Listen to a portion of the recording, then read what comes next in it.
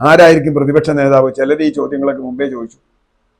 കഷ്ടിച്ച് ധർമ്മടത്തുനിന്ന് ജയിച്ച പിണറായി വിജയൻ പ്രതിപക്ഷ നേതാവായിരിക്കുമോ?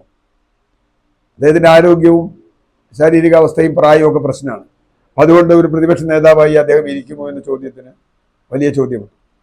രണ്ടാമത്തെ കാര്യം, പിന്നെ ജയിച്ച ആളുകൾക്ക് വളരെ കുറവാണ്. മിക്കവാറും പ്രമുഖരായ നേതാക്കന്മാരൊക്കെ തോറ്റു. ടി.പി. രാമകൃഷ്ണൻ തോറ്റു. അദ്ദേഹം LDF കൺവീനറായിരുന്നു, പ്രതിപക്ഷ നേതാവാകാൻ വളരെ യോഗ്യനായിരുന്നു, മിതഭാഷിയാണ്, നന്നായി പറയുന്ന ഒരാളാണ്. പിന്നെ മറ്റ് മന്ത്രിമാർ പലരും തോറ്റു. പി. രാജീവ് തോറ്റു, അതുപോലെ പലരും, MP രാജേഷ് തോറ്റു. ഇവരൊക്കെ നിയമസഭയിൽ നല്ല പ്രകടനം നടത്തിയ ആളുകളാണ്. ഇനിയിപ്പോൾ ആകെ അവശേഷിക്കുന്ന 3 പേരാണ് എൻ്റെ മുമ്പിൽ. അതൊന്ന് കൊട്ടാരക്കരയിൽ നിന്ന് ജയിച്ച ബാലഗോപാലാണ് ഒരു സാധ്യത. മറ്റൊന്ന് ചെങ്ങന്നൂരിൽ നിന്ന് ജയിച്ച സജി ചെറിയാനാണ്, സീനിയർ എന്ന അർത്ഥത്തിൽ. അതുപോലെ AC മൊയ്തീൻ ഉണ്ട്, വേണമെങ്കിൽ മുഹമ്മദ് റിയാസും ഉണ്ട്. 3-4 പേർ നമുക്കെടുക്കാം.